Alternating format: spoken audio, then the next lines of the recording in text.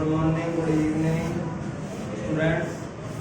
मैं क्लास 10 का chapter number 3 chemistry का स्टार्ट करने जा रहे हैं, जिसका नाम है metal and non metal. Metal and non metal. तो मेटल और नॉन मेटल को पढ़ने से पहले हम जानेंगे कि मेटल और नॉन मेटल कहाँ से आए, कैसे आए, इनका कैसे क्लासिफिकेशन होता है, उसके बारे में पहले हम जानकारी लेंगे।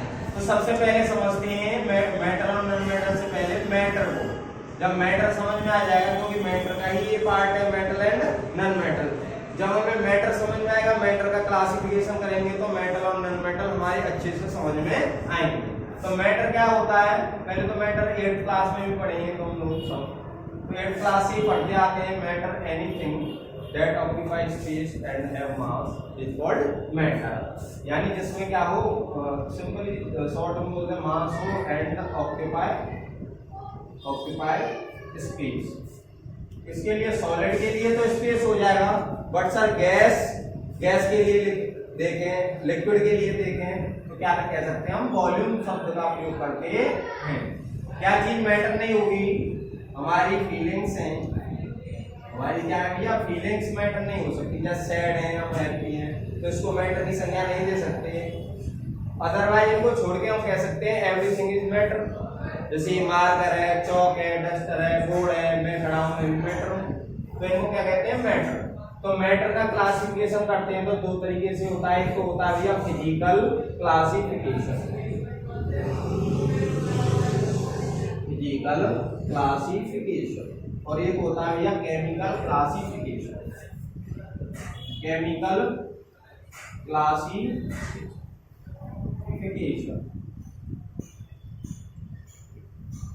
फिजिकल क्लासिफिकेशन वो क्लासिफिकेशन होता है जिसमें कलर है, ऑर्डर है, स्मेल है, स्टेट है, इनमें जो परिवर्तन आता है उसको बोलते हैं हम फिजिकल क्लासिफिकेशन। अब classification which involves colours, order, state, इनको देखें तो वो फिजिकल क्लासिफिकेशन होता है। फिजिकल क्लासिफिकेशन के आधार पर जो हमारा मैटर है भैया, जो मैटर है वो 3 स्टेट में हम पढ़ते हैं जनरली। एक तो होता है सॉलिड, एक होता है हमारा लिक्विड, एक होता है हमारा गैस। Solid, liquid, gas. चौथा देखें तो एक होता है प्लाज्मा, जिसको पढ़ाते नहीं है एक्चुअली। और पांचवा होता है BIC, Gauss ice cream condensate. Solid क्या होते हैं, जो भैया definite shape and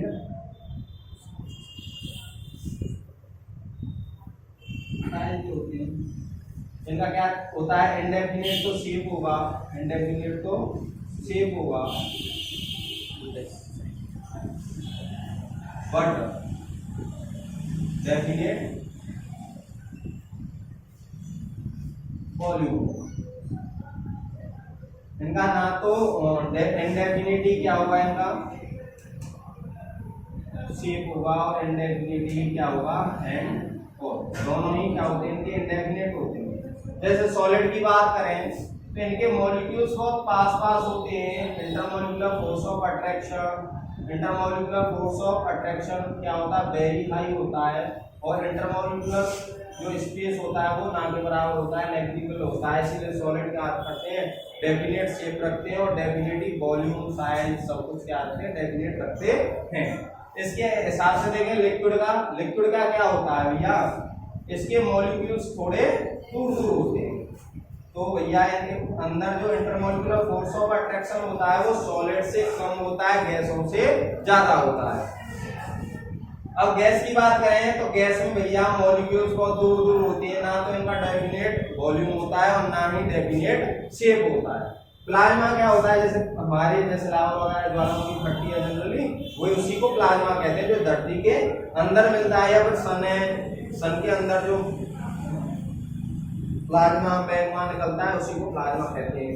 Gauss Einstein condensate वो स्टेट होती है, जैसे कोई रूम है, पूरे रूम को वैक्यूम बना दें, जहाँ कोई गैस ना हो, कुछ ना हो, उसमें गैस के 2-4 मॉलिक्यूल डालें और उसको डीप फ्रीज कर दें। जहाँ मॉलिक्यूल है वो वहीं की वहीं जम जाए, फ्रीज हो जाए और हमें दिखाई देने लग जाए, वहीं की वहीं उसको इतना डीप फ्रीज करते हैं कि भैया वो वहीं की वहीं जम जाएगा। जहाँ घूम रहा था वहीं की वहीं उसको जमा दें, वो मोल जमते ही वो स्टेट क्या आती है हमारी BIC स्टेट बनती है।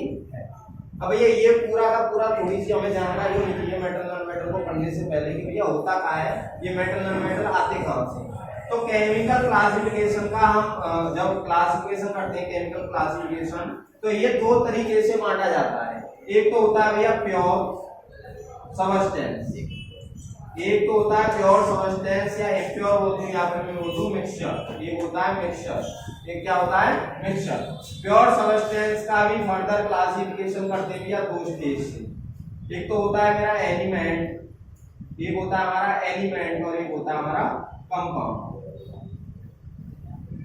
तो एलिमेंट का फर्दर क्लासिफिकेशन करते हैं तो ये तीन भागों में बांटा जाता है। एक होता है भैया मेटल और एक होता है नॉन मेटल, एक होगा मेटल नॉन मेटल और एक मेटलॉइड। ये क्या होगा मेटलॉइड्स होते हैं। तो ये मेटल नॉन मेटल कहाँ किसका है, पहले मेटल का भी फर्दर क्लासिफिकेशन करेंगे तो केमिकल क्लासिफिकेशन में, केमिकल क्लासिफिकेशन का भी फर्दर क्लासिफिकेशन करते हैं तो प्योर सबस्टेंस और मिक्सचर। प्योर सबस्टेंस में से निकल के आता है भैया, प्योर में से क्या निकल के आता है भैया एलिमेंट, एलिमेंट का भाग होता है। बोले प्योर सबस्टेंस क्या होते हैं, प्योर सबस्टेंस क्या है, all pure substance are matter, all pure substance are matter. इन दोनों में डिफरेंस की बात करूं मैं, all pure substance are matter but all matter are not substance. Pure substance are those substance which show chemical properties, जो chemical property show करेंगे वो मेरे प्योर सबस्टेंस कहलाएंगे और जो केमिकल प्रॉपर्टी शो नहीं करेंगे वो मैटर। तो मैटर पूरे ऑल प्योर सबस्टेंस मैटर तो हो सकते हैं but all matter are not pure substance, क्योंकि कुछ ऐसे भी होते हैं जो केमिकल प्रॉपर्टीज शो नहीं करेंगे। तो भैया वो क्या कहलाएंगे, वो मैटर कहलाएंगे, लेकिन जो केमिकल प्रॉपर्टीज शो करेंगे वो प्योर कहलाएंगे। अब देखो एलिमेंट, एलिमेंट में क्या है metal, those element which have a tendency to lose electron is called metal. जैसे सोडियम है Na पॉजिटिव बनता है। नॉन मेटल की बात करें, those element which have a tendency to gain electron वो नॉन मेटल कहलाते हैं। जैसे Cl नेगेटिव एक इलेक्ट्रॉन ग्रहण कर लेगा तो Cl पे नेगेटिव लग जाएगा। ये मेटलॉइड क्या होते हैं, those element which have intermediate between metal and non metal, जिनकी इंटरमीडिएट प्रॉपर्टी होती है मेटल और नॉन मेटल के बीच की, उन्हें क्या कहते हैं, हम मेटलॉइड्स कहते हैं। मेटलॉइड साथ है हमारी पीरियोडिक टेबल में, जैसे बोरोन है, सिलिकॉन है, आर्गन है, ये आर्गन है हमारा। तो ये सब क्या कहलाते हैं मेटलॉइड्स। तो मेटल और नॉन मेटल ये निकल के कहाँ आया है भैया, जैसे मैटर है, मैटर का केमिकल क्लासिफिकेशन करते हैं, केमिकल क्लासिफिकेशन में भी प्योर सबस्टेंस और एक कंपाउंड होता है। प्योर सबस्टेंस में एक एलिमेंट और एक कंपाउंड होता है, और एलिमेंट का भी फर्दर क्लासिफिकेशन होता है मेटल नॉन मेटल और मेटलॉइड्स। तो मैं कह सकता हूं कि मेटल और नॉन मेटल है क्या, जिसको हम पढ़ने वाले हैं पूरे चैप्टर को, मेटल और नॉन मेटल है उस चैप्टर का नाम। वो आया कहां से, वो भी एक मैटर का हिस्सा है। मैटर का जब क्लासिफिकेशन करते हैं केमिकल क्लासिफिकेशन में से उठा हुआ है। केमिकल क्लासिफिकेशन का भी फर्दर क्लासिफिकेशन करते हैं प्योर सबस्टेंस। कौन से होते हैं प्योर सबस्टेंस, जो केवल एक ही प्रकार के एलिमेंट, एक ही प्रकार के सबस्टेंस से बने हो, एक ही प्रकार के होते हैं। तो एक होता है कंपाउंड, इसको समझ लो। जैसे कंपाउंड क्या होता है, those substance which are made up of two or more element in a fix proportion, जो फिक्स प्रोपोर्शन में बने हुए होते हैं उन्हें कंपाउंड कहते हैं। जैसे क्या है मेरा H2O है, वाटर है। अब वाटर में देखूं तो दो तो भैया हाइड्रोजन है और एक क्या है ऑक्सीजन।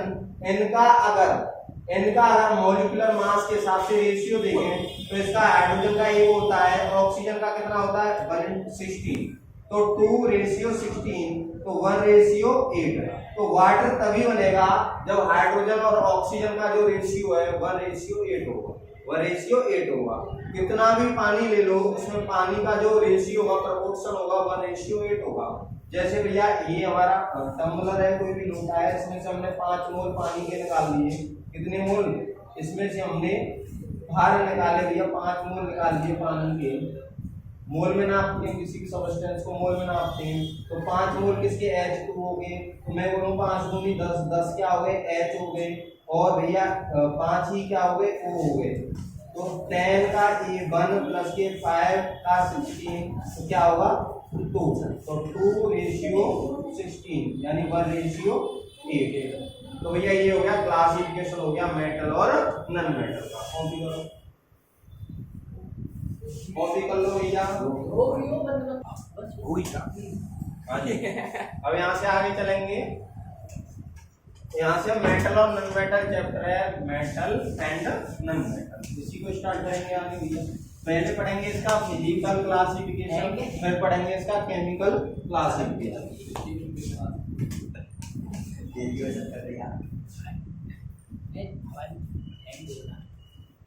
लेग मारना आप तो इसको